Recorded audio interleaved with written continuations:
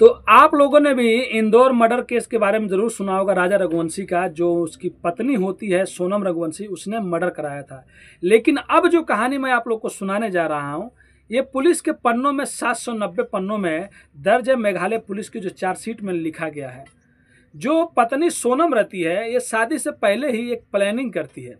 एक प्लानिंग ये करती है अपने आशिक के साथ मिलकर, जब शादी लगा हुआ रहता है, अभी शादी का डेट नहीं पड़ा होता है, कि हम लोग किसी महिला को मारेंगे और महिला को मारने के बाद जो मेरी कद काठी की होगी उसके बाद उसको जला देंगे और ये दिखाएंगे कि सोनम का किसी ने मर्डर कर दिया, उसे मार दिया। लेकिन ऐसा कुछ होता नहीं है।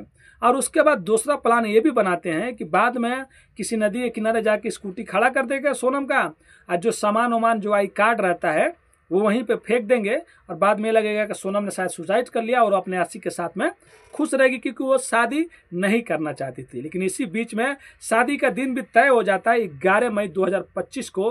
अब उसका जो आशिक प्रेमी रहता है, जो वो कहता है सोनम से कि तुम शादी करो और प्लानिंग भी सोचो कि कैसे राजा रघुवंशी को अब रास्ते से हटाना था। यानी कि पहले प्लानिंग था राजा रघुवंशी को मारना नहीं था, दूसरे आदमी को मारना था, एक महिला को, एक लड़की को। लेकिन अब प्लानिंग चेंज हो जाता है। अब शादी की दिन आ जाती है 11 मई को। अब ये शादी से पहले ही सोनम रघुवंशी पूरी तैयारी करने लगती है कि कैसे राजा रघुवंशी को मारना है, कैसे उसके साथ में रहना है 2-4 दिन। राज कुशवाहा कहता है कि तुम सोचो समझो और मैं भी प्लानिंग कर रहा हूँ। अब 11 तारीख को इनकी शादी होती है। सोच सकते हैं जब वरमाला और सारे विधि विधान से शादी होते ही 7 फेरे लेते हैं, उस टाइम राजा रघुवंशी के मन में कितनी खुशी होगी। वीडियो में भी आप लोग देख सकते हैं, फोटो में देख सकते हैं। वो लड़का बहुत अच्छा था, बहुत खुश था, देख सकते हैं हीरो जैसा भी लग रहा था। मेरा भाई वो भी है, समझ लीजिए। लेकिन जो उसकी पत्नी है उसका चेहरा आप लोग देख सकते हैं। इसके दिमाग में उस टाइम क्या चल रहा होगा। पहले से प्लानिंग था कि मतलब कैसे मारेंगे, कैसे उसके साथ में रहना, ज़्यादा दिन रहना नहीं है।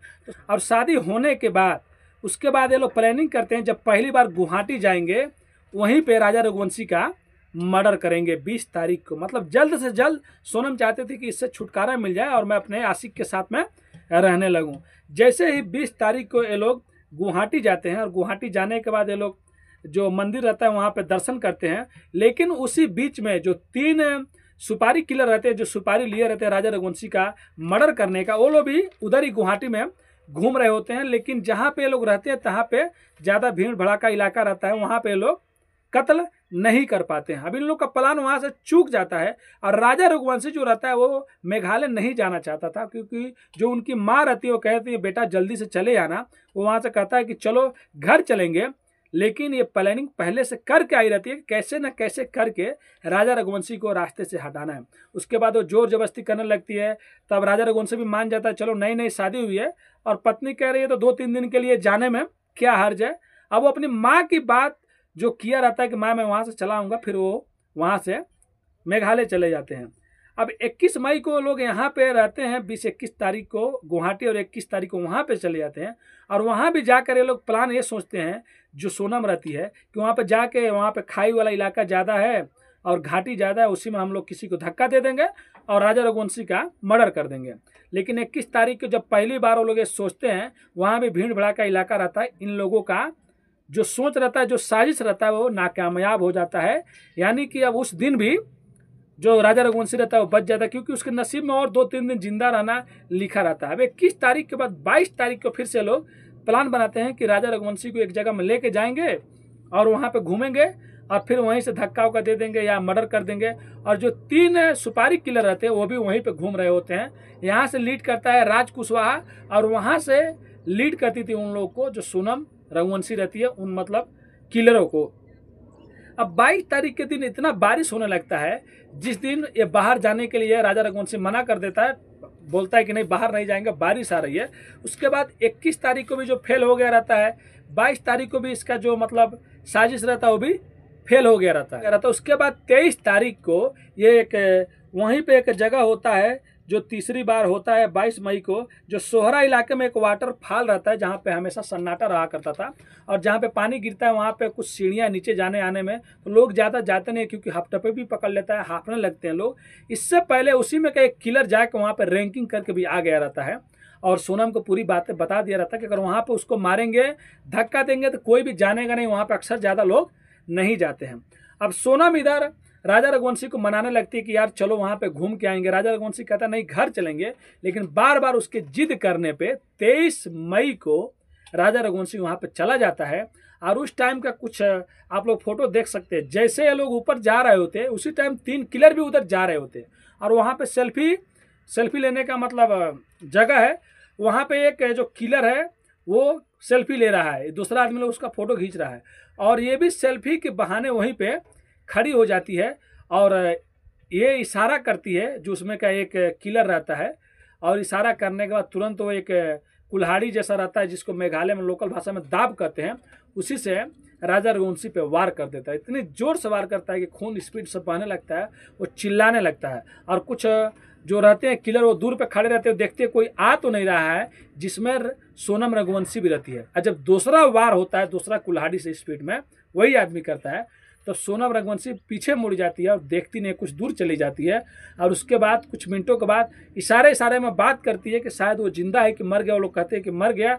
तब पास में आती है और खुद हेल्प करती है, उस लाश को खाई में फेंकवा देती है।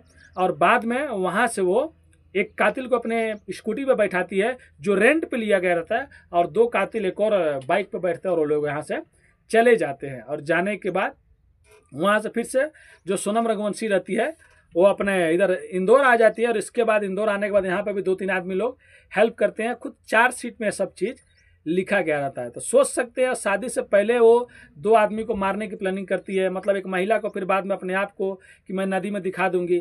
फिर शादी से पहले जब तय हो जाता है तो पहले से ही तय करके रखती है कि हम कैसे भी राजा रघुवंशी को रास्ते से हटाएंगे और मारेंगे। फिर 20 तारीख 21 तारीख को प्लानिंग करती है मारने को, 22 तारीख करती है, और तीसरी चौथी बार में 23 तारीख को कामयाब हो जाती है। अब उसके बाद ये तो आ तो जाती है, लेकिन वहाँ पे एक आदमी जो रहता है, उसी टाइम जब ये लोग जा रहे होते हैं, उसी टाइम एक आदमी वीडियो से कैमरा कर रहा होता है, शायद अपना वीडियो बना रहा होता है। उसी टाइम में ये लोग भी कैमरे में आ जाते हैं, तीनों साथी, वो लोग भी, जो सुपारी किलर और राजा रघुवंशी और उसकी पत्नी सोनम रघुवंशी आ जाते हैं। तो सोच सकते हैं ये लोग वहाँ पे, और शायद 700 पन्ने का जो चार्जशीट दाखिल हुआ है, तो ट्रायल अक्टूबर से शुरू हो जाएगा कोर्ट में। अब देखिए इन लोगों पे क्या क्या चार्जेस लगते हैं। लेकिन जो राजा रघुवंशी के घर वाले हैं, उन लोग का यही कहना है कि कुछ भी हो, सोनम रघुवंशी को सजाए मौत फांसी ही हो, जैसे आने वाले टाइम में हर कोई के लिए सबक हो। जो शादी के कुछ दिनों बाद जो नई नवी दुल्हन थी, दूल्हा था, कैसे अपने दूल्हे के साथ में ऐसा कर सकती थी। अगर सोनम चाहती थी तो शादी से पहले भाग सकती थी, शादी के बाद भाग सकती थी, लेकिन राजा रघुवंशी इतना अच्छा लड़का था, उसके घर वाले भी अच्छे थे, फिर मारने की क्या जरूरत थी। अब तो खुद जिंदगी भर जेल में सड़ेगी, और उसका आशिक भी राज कुशवाहा शायद जेल में ही सड़ेगा, और जो 3 आदमी लोगों ने साथ दिया था वो भी जिंदगी भर जेल में ही शायद सड़ते रहेंगे। तो देखिए अब ट्रायल चालू होने वाला है, और मेघालय पुलिस खुद कह रही है कि केस बहुत तगड़ा है, बचने की कोई गुंजाइश ही नहीं है, और सज़ा भी बहुत ज़्यादा तगड़ा ही मिलेगा। क्योंकि इसमें मेघालय का भी बहुत मतलब बेइज्जती हुआ कि मेघालय में कोई जाके टूरिस्टम एरिया है, वहाँ पे कोई आदमी ने मार दिया और राजा रघुवंशी गायब हो गया, फिर सोनम नहीं मिल रही थी।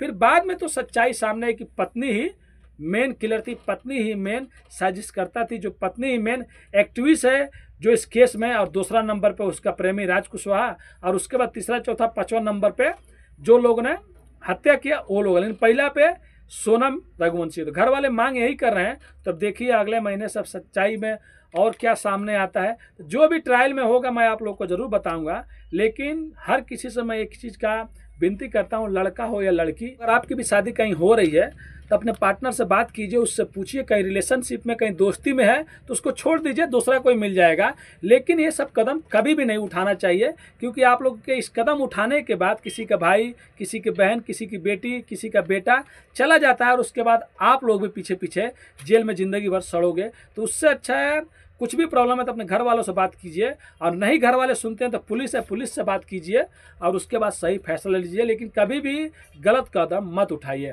अगर बोलने में कुछ गलती हो जाए तो अपने भाई को माफ़ कर दीजिएगा।